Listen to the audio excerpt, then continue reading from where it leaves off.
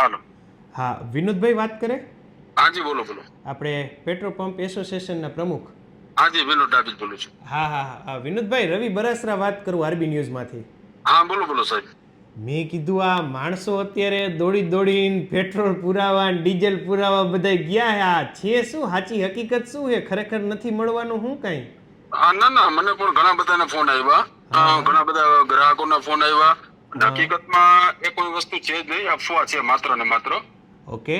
હા અને હા. અફવાના હિસાબે જ આપણા ડેપ્યુટી સીએમ હર્ષ સંઘવી સાહેબ અને જે ચીફ સેક્રેટરી સપ્લાયના મોના કંધાર મેડમ છે એમને પણ ન્યૂઝમાં આવીને સ્પષ્ટતા કરવી પડી કે બરાબર. લોકો કોઈ ગભરાશો નહીં હા. અને અફવામાં ધ્યાન નહીં આપતા. આપણી પાસે પૂરો જથ્થો છે પેટ્રોલ અને ડીઝલનો. બરાબર.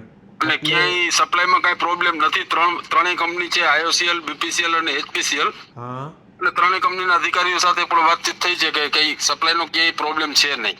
પણ એમ નહીં, આ બધું આવ્યું ક્યાંથી આવું બારું? આ કયા શહેરમાં પેલા વેલા થયું હતું કે શું કઈ? કઈ માહિતી મળી તમારે ના, એસોસિએશન? એવી તો કોઈ માહિતી નથી. પણ આમાં શું છે કે અફવાનું જોર એવું હોય છે કે એ જલ્દી ફેલાઈ જતું હોય છે હા અને સત્યને ફેલાતા સમય લાગતો હોય છે. હા હા. પણ એમની અને એની અફવા જલ્દી જોર પકડે છે. ઘણા ગામડાઓમાં અફવાયું જલ્દી ફેલાતી હોય. લાસ્ટ 10 દિવસ પહેલા ગામડામાં અફવાયું ફેલાણી હતી અને આ વખતે સિટીમાં અફવા ફેલાણી છે. સમજાઈ ગયું. એટલે સિટીના લોકો તો સમજદાર છે અને ન્યૂઝ ને બધું જોતા હોય છે અને છતાં અફવામાં આવી જાય છે. એ બહુ દુઃખદ વાત કહેવાય. સાચું વાત છે. ભણેલા ગણેલા હોય એટલે આ ચકાસ ભણેલ ગણેલ કર્યા માણસોને વગર જો સીધા દોડી જાય. અફવામાં આવી જતા હોય અને પેટ્રોલ પંપ ઉપર લાંબી લાઈનો લગાડતા હોય છે. ઘણા પેટ્રોલનો સ્ટોક કરતા હોય છે. તો સ્ટોક એ આમ જોવો તો આપણા ઘરે સ્ટોક રાખવો એક બહુ મોટું જોખમ કહેવાય. સાચી વાત છે. કેમ કે આ કાંઈ દહન પણ વસ્તુ આગની છે ને, ઘટના ગમે બને, ત્યારે આગ ઘરમાં લાગે, નાના ગમે બાળકો હોય, બાય મિસ્ટેક ભૂલથી કાંઈ આગની ઘટના બને તો એ એક પેટ્રોલ 5 લીટર ભર્યું હોય તો એ જીવતો બોમ્બ જેવું જ કહેવાય. સાચી વાત છે. પણ સ્ટોકના એમની હિસાબે આ પ્રશ્ન આવે. એમની અત્યારે પણ ઘણા બધા વિડીયોઝ એવા સામે આવે છે કે જેમાં અમુક પેટ્રોલ પંપ પાસે બેરિકેડ લાગેલા હોય, પેટ્રોલ પંપ બંધ થયેલા હોય, આવા વિડીયો પણ આવે છે. તો એનું કારણ હકીકતમાં પેટ્રોલની અછત નથી ને? ના, અછત બિલકુલ નથી. પણ આમાં રવિભાઈ, હું તમારા માધ્યમથી કહેવા માંગુ છું કે મારા ઉપર એક્ઝામ્પલ લઉં છું. મારો પેટ્રોલ પંપ છે મકનસર નેશનલ હાઈવે ઉપર, મોરબી વાંકાનેર. હા, બરાબર.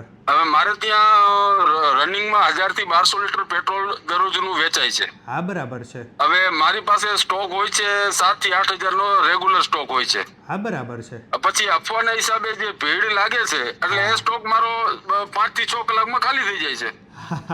તો પછી ઓટોમેટિક મારે પોતાને પણ બેરિકેડ લગાવવા પડે. સમજાઈ ગયું. હા, કારણ કે આપણે બરાબર. કેટલા લોકોને જવાબ આપી કે ભાઈ પેટ્રોલ નથી. સમજાઈ ગયું. એટલે આવા પ્રશ્નોમાં બેરિકેડ લગાવતા હોય છે. બધા પંપો એમ નથી લાગતા, હા, પણ ઘણી જગ્યાએ જ્યાં ભીડ જામી હોય છે ત્યાં બેરિકેડ લગાવવા પડતા હોય છે. સમજાઈ ગયું. એટલે ટૂંકમાં લોકોની અફરાતફરી અને ડિમાન્ડ એકદમ પેટ્રોલની વધી જતા અત્યારે જે પેટ્રોલ પંપ છે એમાં એના કારણે બેરિકેડ લાગ્યા છે. બાકી પેટ્રોલ મળવાનું નથી. ડિમાન્ડ તો છે જ નહીં. ડિમાન્ડ તો રૂટીન જ છે. પણ અફવાના હિસાબે એ લોકો શું કરે છે કે 100 રૂપિયા 200 રૂપિયાનું પેટ્રોલ પુરાવતા હોય છે, 500 નું પુરાવે છે. એના હિસાબે શું થાય છે, અમારી પાસે પણ જે સ્ટોક હોય છે તો અમારી પાસે મર્યાદિત સ્ટોક હોય.